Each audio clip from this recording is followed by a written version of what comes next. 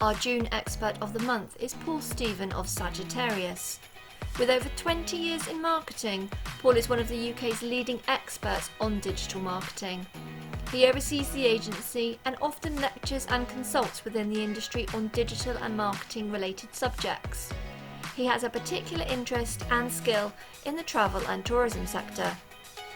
Paul operates nationally and internationally, helping brands to think outside the traditional horizon and vertical channels and transform their business with creative multi-channel marketing and digital reinvention. Hello and welcome to GYDA Talks, and today absolutely delighted to have with me Paul Stephen from Sagittarius, and I met Paul probably in 2015, 2016. Hello and welcome, Paul. Good morning, Rob. Pleased to be here. It's absolutely great. So come on, straight into it. Just describe what Paul and Sagittarius do in a couple of sentences. I'm Paul. I'm the CEO at Sagittarius. We're an agency that's been around forever. I took over in 2003, born out of marketing. Used to be offline and everything. Well, digital was part of it, but only 25% of what we did when I took over in 2003. And over the course of the last 20 years, become a totally digitally focused agency.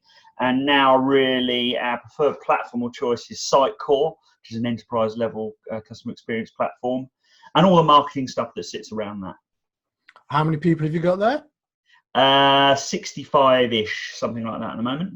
And where are they based? So we have got, we started in Ashford, but now we have a large office in Shoreditch in London. We have an office up in Leeds. We have an office in Ukraine and a small one over in Sri Lanka as well. Wow, cool. So you have been on the whole journey. Were you there at the start? Yeah, I mean, I've only ever worked for myself. I kind of didn't get a degree. I didn't even go to art. I failed to get into art college twice. So I was a complete failure of the education system. And then, so I've only ever really worked for myself. I'm pretty much unemployable now, I'd imagine. Yeah. And so, yeah, all along the way. And then I had an agency that kind of I built up, and then I had an office in Canada for a while, and then that got sold. And then I came back to just being in the UK, and then I took over Sagittarius, which was another larger agency than my own, in 2003, so that the previous owner could retire, basically. So yeah, so I sort of switched brand, but didn't really switch what I was doing, and I've always been the owner or director, and now I own Sagittarius with my business partner Nick Towers.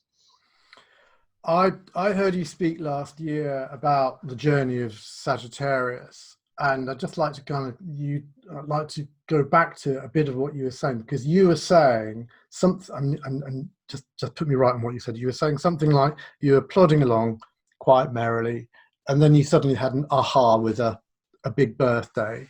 Yeah. And you thought, hang on, let's stop being a lifestyle business and let's be a proper business. Is that? Yeah. There was a few things probably coincided during the course of the noughties, from certainly up to 2010, or by the time I got to 2010, we got stronger and stronger in digital, and we were doing sort of big enterprise level projects, but essentially, or working for good clients and good brands, but essentially we were still a sort of sub-£1 million agency, and it was largely because we didn't really have a plan, we didn't have a vision, and we were just bobbing along at sort of 800,000-900,000 team of 16, 17, 18, 20 people, whatever it was, and year 2010 was my 40th birthday, and that was the kind of the moment where I looked around me. I'd started sort of meeting other agency owners through Beamer and things like that, and I could see that there were other agencies who had grown far quicker than I had grown, and were growing quicker than I had, and some had exited and stuff like that. I was thinking, blimey, I've been doing this sort of nearly 20 years, and I'm still sort of bobbing along. So I need to pull my finger out. So Nick and I really kind of from about 2010 had that, as you say, aha moment. Right, okay, what are we doing? What are we trying to build here? How do we create a serious business? So it was a slight flip from, I hadn't really considered ourselves being a lifestyle business. I thought I was working hard and doing the best I could, but it was the lack of a vision and a plan that probably was the turning point. But you would have been on all the courses and all the coaching and all that kind of stuff at the time, because you're that kind of guy. So you. Well, no, that's the point. I hadn't. Up Okay. to about 2010, I just lived in my own bubble, really. Like most agencies often do, is they think all other agencies are competitors, so they don't want to talk to them, and they don't stick their head above the parapet. I mean, I was down at the time the agency was based in Folkestone, and it was just our own little world. And even though we were working for national brands, we didn't really think of ourselves as we had a very local mentality and almost a sort of a reverse chip on our shoulder, if that's the thing. That we were maybe we didn't think we were good enough or big enough to be as good as everyone else. And in 2011-12, we won a Beamer Award for an app we developed called Headspace, and that beat the London Olympic app. It was 2012 in the Beamer Awards.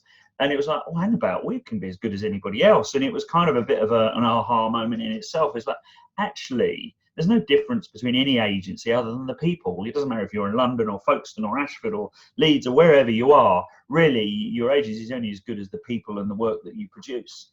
So that was, all part of a turning point. And then it was a matter of trying to put a plan together. Well, okay, how do we get to where we really want to be?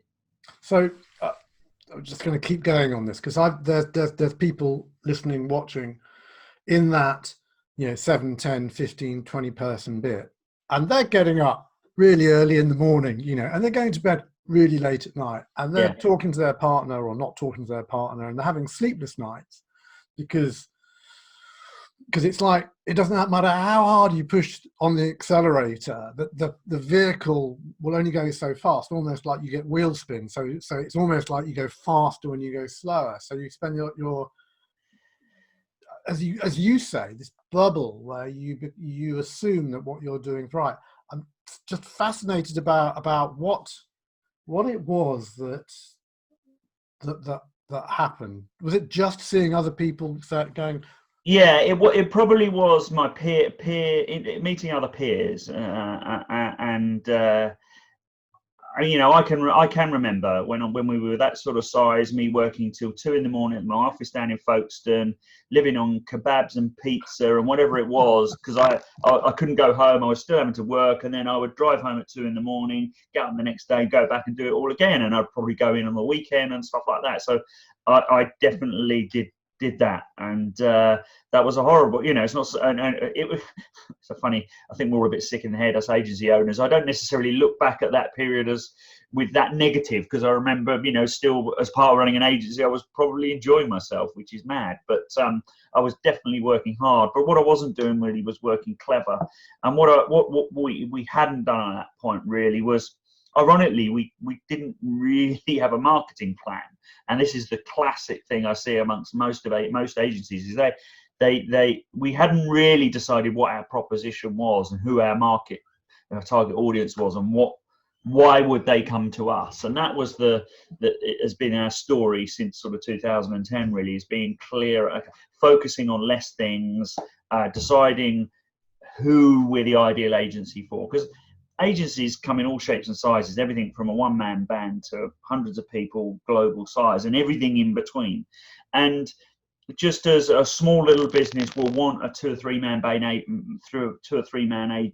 band agency to be able to kind of give them all the love and do everything they need and build them a website for £1,000 or less. Equally, if you're working for Tesco or a big brand, they don't want a 3-man band. They want a 80-man band where you've got account managers, project managers, QAs, on all the things. So that it's about fit. It's not about, are you a good agency or a bad agency? There's different agencies are required for different people. So we had to decide, well, who are we right for? What do we fit? And maybe that was, what do we fit right now? And therefore, that's the people we need to get in front of. And where are we trying to get to? So therefore, how do we get in front of those people and make sure that we fit them?